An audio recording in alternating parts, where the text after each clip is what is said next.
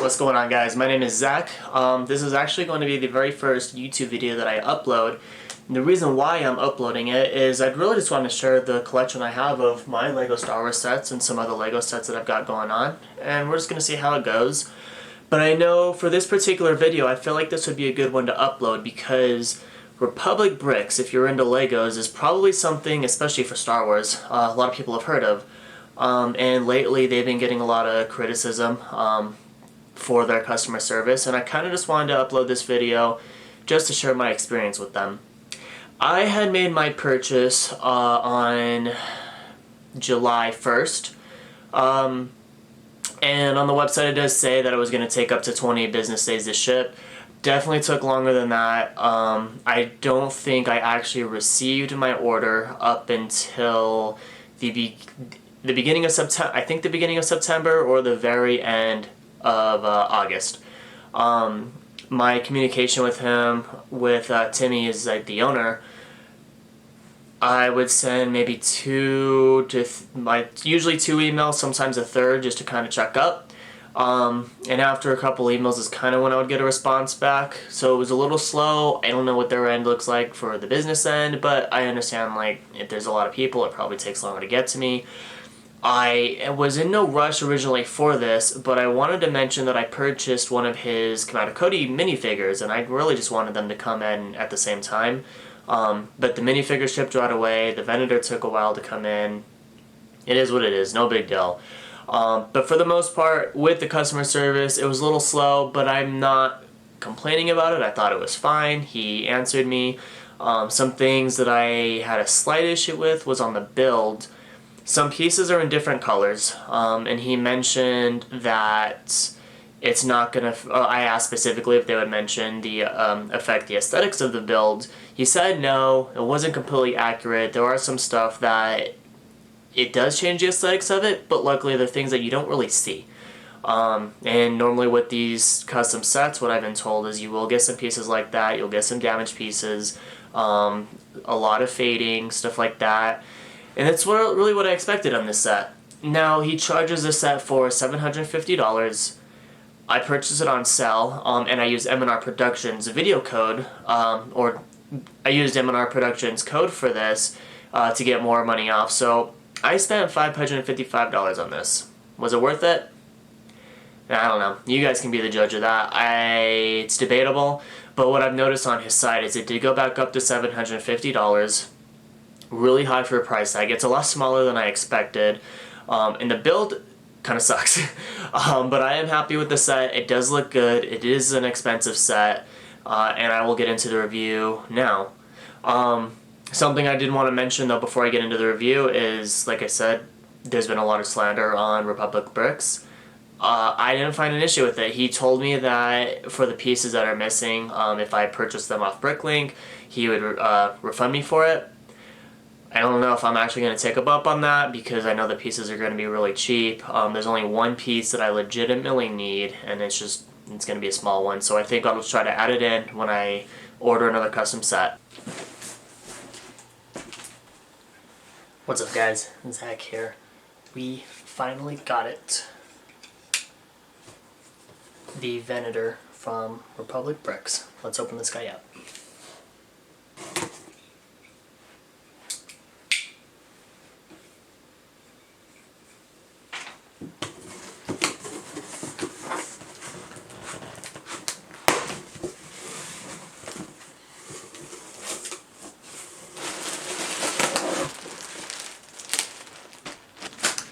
So we got everything out of the box.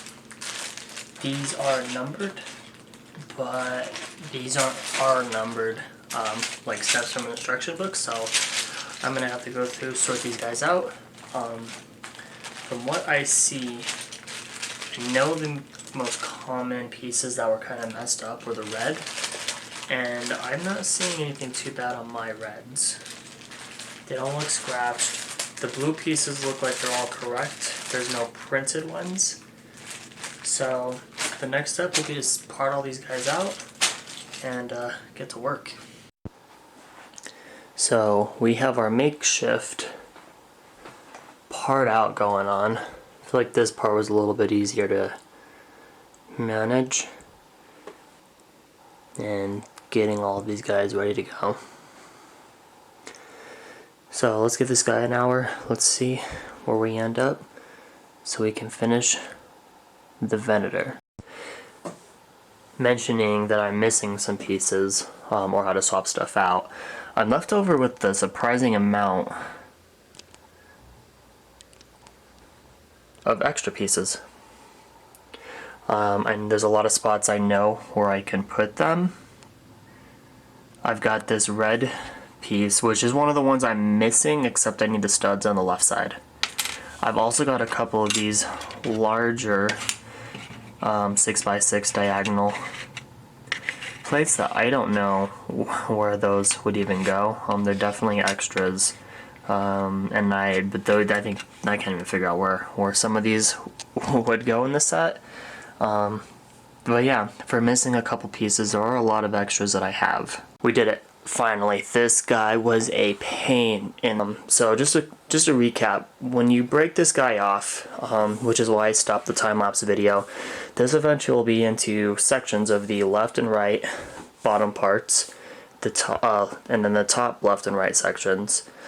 The bottom plates, essentially, this whole thing is held up by a couple, it's like 2 or 3 studs here and on this side, and those studs are essentially attached into one ball and socket joint. Again, that same spot, so it's just the one here, one up here. It's a lot of weight that those guys are holding, which is why you can kind of see these things drooping a little bit. It's not as bad as what I was expecting, but it's something to note. On top of that, you've got the two on those 2 plates, they get connected by, I think it's like 4 clips up here, 1 clip up here, and 6 in the back, or it's 4 and 6 up here, something like that. It's really difficult to get connected. I needed help holding up the weight. I had to connect them first and then bring the weight up and then attach them with those ball and socket joints. But outside of that, you get these top ones. They weren't as hard as I was expecting. And it's the same thing. You got some clips in here. You just kind of have to... I needed someone to hold the light. But I got them attached up here. There's a couple over here and then some in the back. And then once it's on, you're good to go. With these custom sets, I think the only part that I'm legitimately missing that I actually need is a 2x2 red plate. Just a smooth one. Everything else I was able to kind of like wing it and make something up for it. So it's not too much of an issue. There were some sections that, I know there's sections that I'm missing a piece, but you can't see it, so it's really no big deal. Some parts that were replaced by other colors, and it's nothing that is significant. And you can see the details on this custom Venator. I made a couple modifications with the back engines. These guys are the notorious ones that will hang down. Basically, you've got a rod.